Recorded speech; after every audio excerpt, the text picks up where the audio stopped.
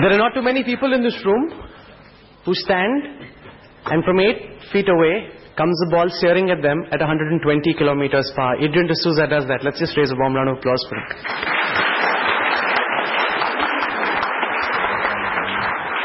Our next speaker this evening is one of the brightest young economists of the world, and dare I say also, definitely the best looking. Roopa Purushothaman is an economic superstar.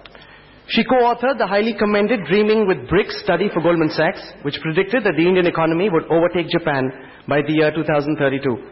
Roopa is an Indian-American born in the US who now lives in Mumbai and is the Managing Director Research for Everstone Investment. Roopa, you've studied at Yale University and also at the London School of Economics. Do you get a sense that the Indian education system is such that it leaves no space for idealism? It is a system so driven by percentages that it forces you to conform and kills the idealist in a child right from the time he's born and as he grows up.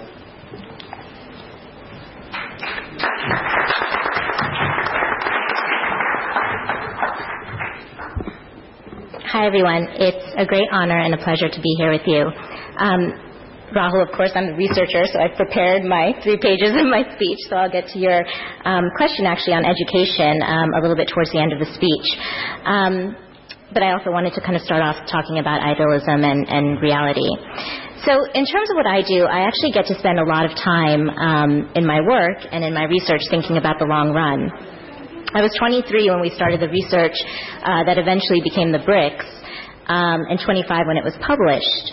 And the title of the piece was actually called Dreaming with Bricks. And that's really what it was. It was a dream of what the world could look like in 2050, way out in 2050.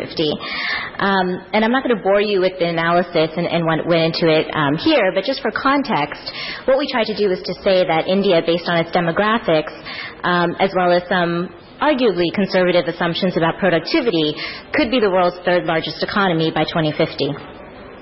When I think about what this means when I address my peers or when I address the youth of today, I caution that we're all collectively rushing to this idea of what we talked about in 2050. We're rushing to get there, but we haven't really discussed what we want to look like when we reach there. We haven't really talked about what we want to be. Are we going to be this, the India that we see around us, just bigger, badder, with a little bit more influence, a little bit more weight to throw around? Or are we going to be a carbon copy of countries that have already gone through the development phase?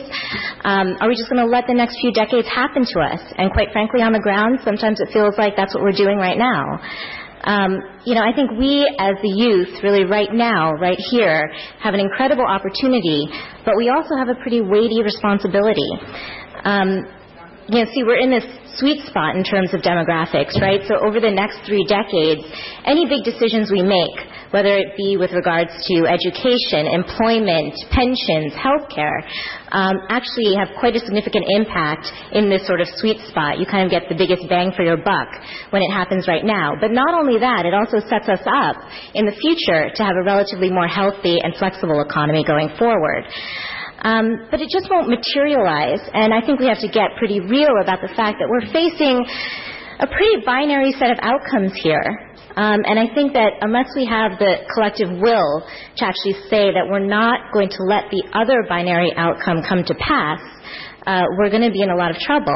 And I think we have to be able to say for us, particularly for the youth, this is not going to happen on our watch. So it's not just about getting to 2050. It's about figuring out the roadmap of how we're going to get there and what the country's going to look like. And we actually are the architects of that roadmap. What do we want to be when we get there? And what trade-offs are we willing to make? And what trade-offs are we not willing to make? That's a conversation that we need to have. So 3 years after the BRICS report was published, I moved to India. A group of us moved together, started a business. I continued to write about demographics, long-term structural trends, notably urbanization, migration, women's employment, and so on. And I actually spent a fair share of my time over the past few years focusing on girls' education. And now, as Rahul mentioned, I have a huge disclaimer to make. I moved to India 4 years ago. I never lived here before. My parents struggled, scrapped, eked out a living in the States, which is where they found themselves, and made sure that I had the best education possible. It wasn't a fairy tale, but they were good people, and they made sure that I understood what it meant to have a useful life and to do something useful with my life. And I've basically spent the last 9 out of the last 10 years kind of roaming around the world. So I'm cognizant of the fact that, when I talk about we, you have to take that with a grain of salt. I have a view, but it's one that comes out of my personal individual experience, and that's what I'd like to share. So I may not have spent the early part of my life here, but actually when I decided to kind of pick up, leave work, leave home, and come here, in some sense it was sort of a homecoming. I actually, when I first came to India, I was 16, when I was actually really young. And I came to India for the first time. It wasn't really the first time I'd come when I was very young, but it was the first time that I'd come on my own. And during that trip when I came when I was 16, I found out the question that I really wanted to spend the rest of my life answering. So my passion wasn't really a job. It wasn't a discipline. It was really the simple question of how to think about why some countries are rich and others are poor. That was basically it in its simplest form. And obviously I'm not smart enough to come up with the answer to that question, but I think the pursuit of it has really been instrumental in guiding all the big decisions in my life. It's never led me astray. I've learned things that, I never even conceived of learning on the back of it. One of the things that India has taught me is that we can actually resurrect ourselves. We can remake ourselves over and over again. I'm not simply the sum of what came before me. I can actually become something new. I can get involved in different mediums, different areas, and have it all coexist. We can have art and politics and athletics and academics all sitting on a podium and talking to each other, but we can also have all of that within ourselves. And I think that that's something that's pretty cool and pretty dynamic. It's a dynamic time to be young. It's a dynamic time in this country to be young. And with all the daunting issues we have to tackle, whether it be resource management, corruption, security, food, something else this country has really taught is that we're not just agents of change, we're also agents of connection. So the leadership that we're all yearning for isn't really going to come from the one. And I, quite frankly, don't think that individual actions are really going to suffice either. I think that leadership will evolve as we build role models through communities across traditional divides that work together because the solutions are important, not because they're important to me, but because they're important to do. So let's not just applaud our great demographics, which is a lot of what we did when we first kind of looked at the research that we put together, and our youth, and rest on the achievements that we've made so far. Let's acknowledge the strides that we have made, but acknowledge that we have a lot of significant work to do. To me, India is more than a country.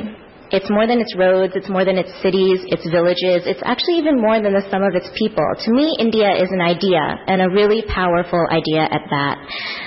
It's an idea that was born out of a unique independence, a set of formidable and intellectually courageous forefathers and mothers, and our subsequent reaction to that independence.